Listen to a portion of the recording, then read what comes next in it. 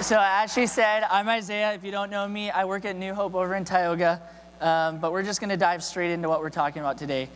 So today we're talking about helping people who are going through grief. It should be on the screen, Asher. What are you doing?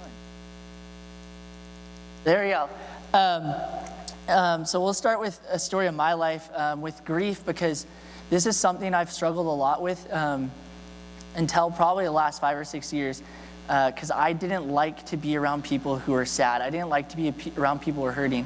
So even if my friends were hurting or sad, I would avoid them, which actually led them to hurt even more because they felt alone in those times.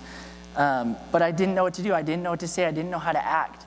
And so that's kind of what we're going to be talking about today. We're going to be talking about what do we do around people who are grieving. And with something like grief, it's hard because there's so many emotions that are all connected in grief. You have fear, you have sadness, you have confusion, you have anxiety, and they're all coming together, and it's hard to know what to do with that. But if we want to be people who love God by loving others well, we need to figure out how to love others when they're grieving. So we're going to go look at the story of Job. And if you don't know who Job is, he was a very wealthy man. We should have a picture of him up on the screen, I think. That's Job. But he was very wealthy. He had 10 kids. He had a wife. He had tons of animals. And he loved God. But all of a sudden, in one moment, everything was taken away from him. All of his kids were killed in a tragic natural disaster. All of his animals were either stolen or killed. His body got covered in sores, and he became terribly sick and just full of pain. And even his wife, his last remaining family member, told him to give up, curse God, and die. Which, if you have a friend who's going through something hard, you can write that down as one of the things not to say. Just saying. And then his friend showed up, which is normally a really good thing when your friends show up. But his friends started to lecture him. They started to give him long speeches. They started to talk to him about, they were trying to figure out why God was doing this to him. So they were making assumptions about him, and they were judging him. And it got to the point where God actually came to his friends and told them to stop talking. And so let's see how Job reacted to his friends' lectures when he was in the middle of all this pain. It says in Job 16:2, I have heard many things like these. You are miserable comforters, all of you. So that's another thing to write down. If God comes to you and tells you to stop talking, and your friends call you miserable at comforting them, you're probably not helping them grieve well. So you can remember that one as well. These are helpful tips from Isaiah.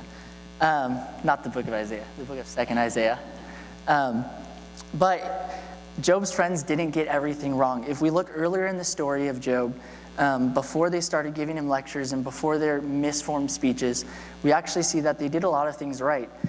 In Job 2:11 through 13, and I'm going to butcher where these guys are from, just so you know. But when Job's three friends, Eliphaz the Temite, Bildad the Shuhite, and Zophar the Naamathite heard about all their troubles that had come upon him, they sat out in front of their homes and met together by agreement to go sympathize with him and comfort him. When they saw him from a distance, they could hardly recognize him. They began to weep out loud, and they tore their robes and sprinkled dust on their heads. Then they sat on the ground with him for 7 days and 7 nights. No one said a word to him because they saw the great suffering that he was going through. But from that verse, we get to actually see a breakdown of all the things that his friends actually did right. His friends sympathized with him. They had compassion for Job. They knew he was hurting, and they wanted to show him that they cared about him. They worked together. They made plans together. His friends came together. They made plans to go comfort him, and because they knew he shouldn't be alone in this time. They showed up for him. They left their jobs, they left their families, and they came together to be with their friend who was in need. And they empathized with Job. His friends didn't just show him sympathy, sympathy is feeling bad for him, but they showed empathy for him. They put themselves in his shoes, even though Job was going through something they hadn't gone through before. They put themselves in his shoes and felt the pain that he was feeling. And even when we see God telling his friends to be quiet, we see that he tells them not to give those speeches, but he never corrected them for them going to him, going to Job, being present, sitting nearby him, and simply just being with their friend who's in need. So what we can take from that is when someone we know, a family member, a friend who's going through something hard, a loss of someone or a loss of a friend, or a loss of something really important to them, we don't need to go there and fix their problems. We don't need to go there and correct them and tell them what's going on. We don't need to go there and tell them all the things that we would do. We just need to be with them like God is with us. If we read in Psalms 34:18, the Lord is close to those who are brokenhearted and crushed in spirit. If we want to do, or if we want to follow God's pathway for us, we should also want to go be with the brokenhearted. And like I said earlier, it's uncomfortable and it's hard to be around people who are hurting.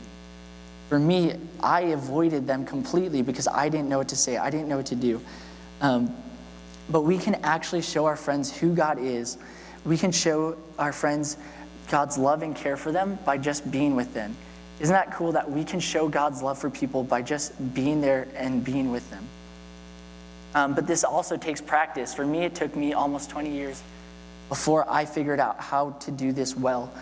And we need God's help in that too. We need God's help for us to be the kind of friends that we need to be for our friends when we need it. So I'm just going to give you 5 simple things to do to help you as you're trying to figure out how to help people who are going through need.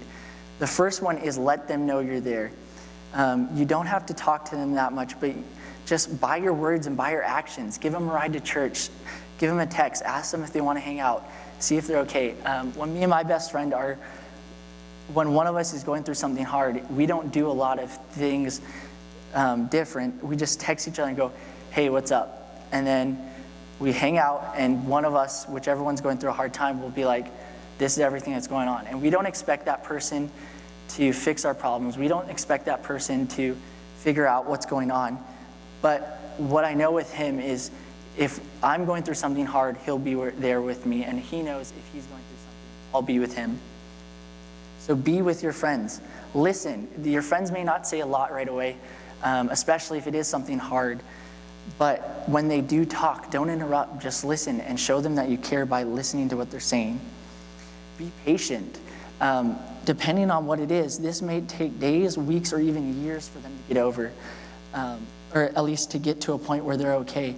So you can just keep checking in, keep asking them if they're okay. Don't try to force them to heal faster than they should. And this is another one that's really important. Remember important dates. This one I wouldn't even pay attention to this one until 2 years ago. One of my friends, his friend actually committed suicide on Valentine's Day. And that was 2 years ago. And when that date came back up around, he was at the point where everything was fine. He was at a point where he was okay. When that day came back around, all that pain, all that hurt, everything hit him all at once. So remember those important dates. Do what you can do to help your friend on those days, to relieve stress, just to be there for them. Send them a card, send them a text, and just let them know that you're there. And the last one is take care of yourself. If you're with a family member who's grieving or a friend who's grieving, they might have outbursts and they might be angry, and it seems like they're angry at you. Try not to take that personally. They're going through something really hard, but also remember that you have leaders and adults around you that you can trust that will help you, or they'll help support you as you support those friends that are going through something hard. And just remember, you don't need to do it alone. If you look at Job's friends, they all came together before they went to Job. They didn't do it alone either, so you don't have to do it alone. And some of you may be thinking, because this is something I thought about when I was writing this and reading this. I didn't have a lot of friends growing up, so I didn't have a lot of people to go to when I was grieving. And I also didn't have a lot of people for me to help them when they're grieving. But you guys are all in a lucky spot where you have small groups, where you have leaders that care about you and people around you that care about you. So if you're going through something hard, you can take that to your group. But also it's a great place when someone in your group is going through something hard to practice all of these steps, to just be there for a friend who's grieving. So I'm going to pray, and then we're going to go into small groups. Dear God, just thank you so much for today. I pray that you help everyone in this room to be able to show your love for their friends, show your love for their family members by just caring about their friends who are grieving, caring about their family who are grieving, and just being there and showing your love through their care and their love for them. In your name, amen.